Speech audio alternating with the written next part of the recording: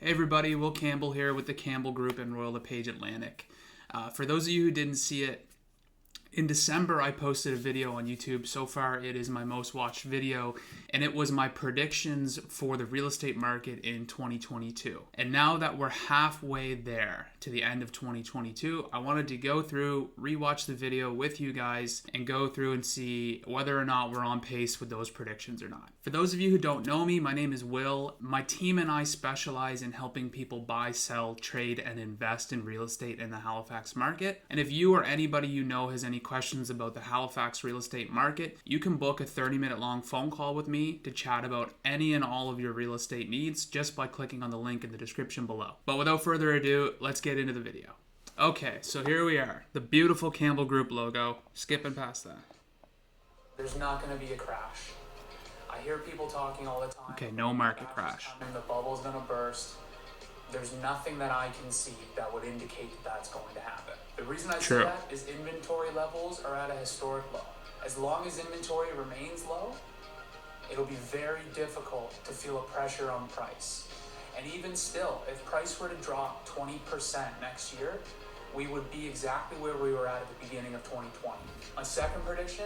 Pause. Okay, so first prediction, market not going to crash. And it hasn't. You might hear now in the media people talking about the market crash and interest rates going up. The market's not crashing. And the reason that I know that to be true is that literally every single class of property that we look at, detached, semi-detached, condo, and mini home, in the month of June, they all sold for, on average, a higher sale price than what their average list price was. So on average, properties are still selling for above asking price. That would indicate that we're still in a heavy seller's market and we are not looking at a crash, at least not anytime soon. Okay, on to the second one. Is that we're going to see interest rates go up. Now, we hear this talked about in the media all the time about how when interest rates go up in this market, it's going to be the dark ages and price is going to drop because people aren't going to be able to afford their mortgages. They're going to be forced to sell at a discount of what they bought it for earlier in the year, and everybody's going to be in trouble. I don't think that's going to happen. What it will do, though, is it's going to decrease people's buying power, meaning that if you were pre-approved for $400K, you're probably only pre-approved for about $380K now, which means you can afford less. There's no doubt in my mind that... Okay, pause. Okay, so this is the one that you see talked about the most in the media. Like, there has been multiple interest rate increases. You know, when this video was made back in December, I think we were sitting at zero, or the overnight Bank of Canada rate was 0.25%, I believe. And I think we're currently now at 1.5%. So we've gone up quite a bit. And going back to the point that I made in this video about people not having the same buying power that they would have had before these interest rate increases, that's the main reason that you're seeing the market kind of soften and you're seeing homes not sell for these, extraordinary numbers that we've been seeing for the past 2 years. So yes, market is softening a bit, still a very heavy seller's market, and properties are still selling for above asking price on average. So yes, they are trending in a negative direction, but they are still very, very high. Okay, on to the next one. Which leads me to my third prediction. I think we're going to see home prices in HRM in aggregate go up about 8%. Royal LePage Corporate recently put out a market forecast that outlined all the major cities and said that they expected Halifax to go up this year 10%. Okay, pause. My prediction was that we were going to see home prices go up 8%. Right now, if you look at the month of June, compare the average sale price to the month of December in which this video was recorded, there has been a 14% increase in the average sale price. Now, looking at individual months isn't normally the best way of determining what's going on in the market. We tend to look at trailing years, so a 12-month period from each time that we're looking at. And if you look at that, the average sale price is up 11% compared to what it would have been in December. Prices are up, which was my prediction, but we're up above what I thought we were going to go at. But over the last 2 months, the average sale price on average has dropped below what it was in its previous months. So we're trending downwards in price. So come December of next year, we might actually be pretty close to 8%, but only time will tell. Okay, on to the next one. My next prediction is that sales will be down drastically this year. And you'll hear it repeated throughout the media. Sales are down, sales are down. And what they want you to think is that this means that the market is softening. It's not. You can't sell what's not in stock. Sales will be down, and the reason that they will be down is because we don't have the inventory to sell right now. Okay, pause. So I said sales will be down drastically, and they are.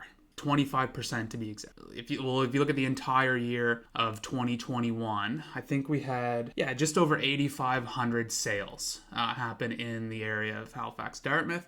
If you look at today's date with a 12-month trailing period, there have only been 6,498. Quite a few less in the same period of time. So sales are down. Goes back to my point of low inventory, not much to sell. Sales will go down. Now what we're starting to see, and this is new as of about 2 to 4 weeks ago, inventory's up a bit. Still low by historic standards, but a lot better than what we've been experiencing over the last few years. But with the increase in interest rates and buyer fatigue and uncertainty and mass inflation, all these things, it's kind of cooling off the demand as well. So we're seeing an increase in supply, a cooling in demand, which is again what's causing the home prices to not sell for the numbers that we're used to seeing over the last couple of years. Again, houses are still selling. They're still selling quickly. Maybe it's taking 7 days as opposed to 3, and maybe people are only getting 10% over their asking price as opposed to 25. So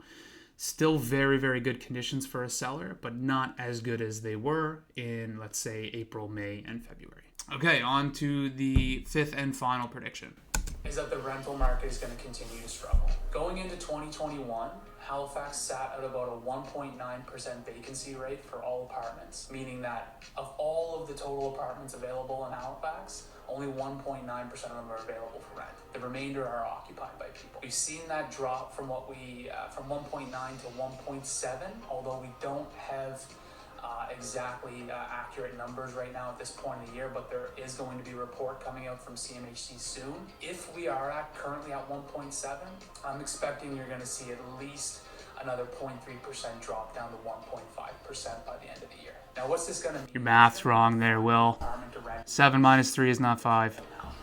It's also going to mean that rent prices are going to increase. And what we're going to see happen is that a lot of investors, a lot of landlords that own 2-3 properties are probably going to sell them. I don't have any information to back up that. I suspect that has happened, but I don't know if it's happened at a massive scale, or I said that I thought landlords were going to sell all their properties. Don't have any proof to back that up. Don't know if that actually happened or not, but the rental market has struggled. As I mentioned in this video, we went from 1.9 to 1.7% vacancy in the course of a year. This past year, we've gone from 1.7% to 1%. So a much, much, much larger drop in available rental units compared to the previous year. And our average rent, let's say, which is hard to determine, but our average rent has gone up 7.5% as opposed to the national average of 6.8%. And the previous year we had gone up a historic amount and it was 4.8%. So we've but pretty close to doubled the appreciation year over year. So what does that mean for rentals? It means there's less of them available and they're a lot more expensive than they were last year. Okay, so that's going to do it for this video. So far, not to toot my own horn or anything, but the predictions are pretty close. I hope you got some value out of this video. Like I said, if you or anyone you know has any goals or plans of investing or buying real estate in the near future at all, and you want to pick my brain on what I think is going to happen to the market, you can book a 30-minute long phone call with me just by clicking on the link in the description below. Be more than happy to chat with you. Like, share, subscribe, all the good stuff, and thank you for checking out this video.